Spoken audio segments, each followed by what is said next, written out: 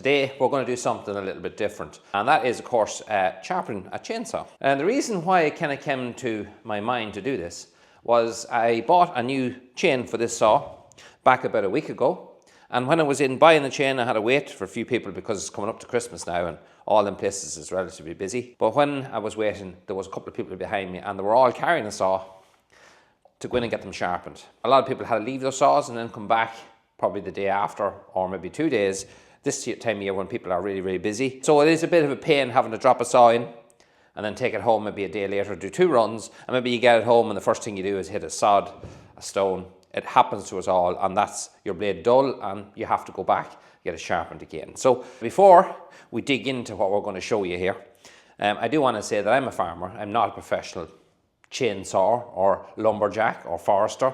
I'm not that person. What I am is a farmer that uses a chainsaw and has done for a long time now, and I've always sharpened my own saw and always got away with it. And I've found a few tools over the years, some of which were a waste of money, looked good at the time, until I found the thing that actually worked the best. So let's just start from the most expensive thing. When I say expensive, nothing in this video is going to be expensive. It's going to be actually work out a lot cheaper by the time hopefully we're finished. All right, so the very first gadgets that a lot of people would be tempted to buy, you can pick these up relatively cheap. I think this one here I bought about, it has to be 20 years ago. I'm showing my age now, but it has to be around 20 years ago, and I think I actually got it at the ploughing match. Today's money is probably around €50. I forget what I paid then, but around 50 or 60 euro, you can pick these up easy enough. Very common, you'll see them in a lot of places and a lot of people use them. I haven't used this one in about 10 years. It sits there as relatively an ornament, and that's just telling you it like it is. All it is a preset little chop saw, just like a wood chop saw. And you put your blade into this guy here. This little flap stops the blade from moving backwards. So when you push the blade forward, it goes up, lets the blade forward, snaps back down behind the next tooth, and it stops the blade from moving backwards, holds it in place. You have another little buy under here, thumb screw, which allows you to move this, which should be set in around there, 30 degrees. But you can put that to whatever degrees is suitable to the blade you have. This little guy here is just imitating the bar on the chainsaw, where the blade will sit in, the blade will hang down on the bottom, and it's just making the rotation. It's a very easy thing to operate, and that stone disc that's on it will last a long time. I find using a stone disc like this, your blade won't last as long. You'll have a tendency to take maybe too much off, and another thing is you'll have a tendency to overheat the blade. When you overheat a blade of any sort, what happens is people call it bluing the blade, but if you temp the blade, your blade will tend to dull an awful lot quicker by using one of these. Now a good thing about it, I suppose, is that the teeth length will always be kept the same because it's set at the same distance for each one. The first tooth you start off with should always be the shortest one. Match it to that, and then all the teeth from then onwards will be the same length. So that's one thing it's good for, but otherwise, if than that, it's a quick sharpen. It's easy for anybody to use. For me, it's just the least favorite on my list. It's not one I really use anymore. All right, so the next thing that's on our list, and gets mentioned a lot actually on our channel, this one's actually not mine, but it's one of these 2-in-1 chain sharpeners. When I say 2-in-1, it does both. It does the raker and the teeth, all in one pass. On the expensive side, this will cost you something between 50 and 60 euro, but I have actually used it a few times, and I have to say, it is actually good. It is actually really good. The downfall, I suppose, if you have 2 saws like me, the small one and the larger one with 2 different blades, you will have to probably buy 2 of these. So this one here, for instance, won't do my large saw, but it will do my small saw.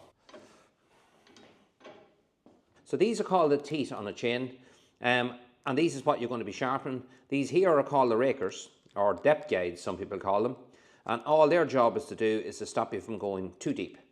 The tooth normally should sit around 0.6 of a mil higher than the rakers. You don't have to be too particular, but it is important that your rakers do sit lower than the tooth, because if it sits more or less level, you're not going to get much of a cut. This is going to be stopping you from getting down to the timber. Your sawdust that comes will be very fine and very dusty. That'll give you a good indication that your rakers is probably too high. If you go too low, you'll end up with a larger chip, which will probably end up reducing the power of your saw an awful lot. It will cut, but your saw is having to work much harder because the blade is grabbing more into the timber. So if you have a smaller saw like this, it really is going to kill the power on it. So if you have gone too low on your rakers, you're going to have to take more of the tooth to bring that gap closer. So to start off, you want to line that degree up with your bar, and that gives you the right angle. You know you're going at the right angle. If you look closely there in between, you'll see the way the file has embedded itself down into the blade. This file here is sitting dead on top of the raker, so every pass you make is taking a little bit off the raker as well as sharpening your blade. Around 2 or 3 passes would probably be enough. This is a brand new blade, so I don't want to really do too much to it because I want to keep my teeth all the same length. But to give you an idea, a soft pass, and when you're making that pass, don't push down hard, about a medium pressure, just enough that it's biting in and you know that it's taking a bit off. You can feel and see the material that's been moved from the blade. So every time, as long as you hold it at the right angle and flat, it will always remove the right amount of the raker. So that's why these are being classed by a lot of people as being very, very good. They do what they're supposed to do. So if you're using your chainsaw quite often, yeah, these are very, very handy. But if you're someone who only uses your chainsaw once or twice a year, just to cut up a small bit of timber, then there are cheaper alternatives, which we're going to get into now. Now, there are guides that you can buy. I don't have any of them, but actually sit over the chain. They're about that length, and they will expose the top of the rakers. And all you have to do then, by leaving the guide on, is just file it down, just with a normal hand file, and file that down to the top of the guide. Then just remove your guide, move it on to the next one. It's very straightforward. You can get them guides online. Very, very easy to get. And yeah, they are handy. I don't have it. I never use one, but I see people on YouTube using them, and they do look like very simple, straightforward, easy way of getting the rakers the right height. To check yourself, well, come to the flattest part of your bar, and this is a short bar. Makes it a little bit more awkwarder because it starts to curve from there down. But if you come back to this side and just put a file on top, once you rest the file on them 2 blades, you can see your rakers the way they sit lower. You don't have to get a caliper out or start measuring stuff like that, or you can use a feeler gauge if you want. If you have them feeler gauge for adjusting taps on an engine, you could use one of those, which are very handy. But in reality, once you get it right once and have that kind of cued in, that's why the file is so handy, just to sit it on top of the blades. You'll find once you get that cued in your eyes, you'll be able to eye it up from then onwards. It does make a hell of a difference to your chain, because a lot of people bring a chain home that's sharpened and the one on wire won't cut, and they instantly think that someone put a bad edge on it, when normally the real reason is that the rakers aren't the right height. So another tool that a lot of people will use, and you'll see this online a lot, is a Dremel, or something similar to this, a little rotary tool. So I personally have never used a Dremel to sharpen a saw, but I can understand how some people do, and it is fast. The issue would be the angle. You run the risk of having the angle wrong. It's quite difficult to just judge it with this. And another thing is, if you don't have the speed set correctly, you end up taking too much off, and it's just a little bit more awkward. But I can understand why people use them. I use mine to sharpen the blade on my scissor style hedge cutter, you know, the hedge trimmers. And I find it great for that because they're very, very slow to sharpen. Especially this blade here is actually brilliant for that. But for a saw, you use it, if you have good success with it, brilliant. I just never found them that accurate to do. But if you're starting out, you might want to look about one of these, which is a file guide. Inexpensive, and will hold several different types of files. I have used this quite a bit at the beginning as I was learning off, because it's got all the right angles and it kind of keeps you on the right track that you can't go too far wrong. This one here is about 20 years old and it's as good as the day I bought it. It's stainless steel. If you look after it, like anything, you will have it a lifetime. You've got 2 thumb screws on either end. You loosen them back a little bit. 2 little brackets here on both sides. You slip in your file. It actually doesn't matter which side you go from. Run it right through and you just tighten that up. And that's as quick and easy as you fit that file, and it's in the right place there now. And again, it'll hold several different types. It'll work on all your saws. All right, so this blade here needs to be sharpened. We have it in the vise here now at the moment. First thing I'm going to do is again look for the shortest one, and I have turned it around a few times and they're all relatively the same length. But this one here caught my eye, so I'm going to mark it. So it just means when you're rotating it, you're not doing the same blade twice. So now that we have everything marked, we can set our blade in. Now each blade goes an opposite direction. We're going to do all the ones, every second one in this direction first, and then we're going to swap the saw around and do the opposite side. We have our angle, which is 30 degrees, which is here.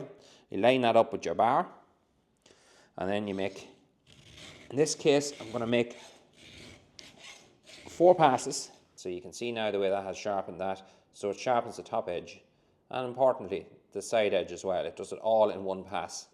3 passes should be suffice. So try not to overdo it. So all I'm doing is holding the file guide at the 30 degrees, keeping it flat, and use the raker then to push it forward. And now we're back to the one we marked at the beginning, so we now know that we have that side done. So I'm not going to show you doing that, it's just the reverse of what we've done, but if you look here you'll see we have a nice shiny surface on that, the top of the blade. Just use your eye and look and see that there's no rounded edges on it, and that to me looks quite good there the way it sits. Some of these saws you get will have a little line, if you look, on the tooth, which will show you the angle that you're supposed to file at. So on this one it doesn't actually have it, although this is a good quality, well I'm told a good quality blade. It doesn't have it on this one, but some does have a little line just going to cross here, just as a guide for when you're sharpening. We're going to have a look at the Rakers, and it could do with a slight bit taken off that one there. That one's okay. That one's okay. There's a small bit come off that one. Just do a couple of passes along the top. Now she's good. Now there is another gadget that comes with that. Well, no, it doesn't automatically come with it, but it came with it when I bought this one about 20 years ago. And that will sit over this. Now it doesn't work on this saw, it does work on the smaller one, because this one it doesn't fit over the bar. These holes just aren't big enough, but you get the general idea. It will sit like that there, move back and forth, and all that does is hold your file guide like that, and it really leaves it that the angle is set right and you can't go wrong.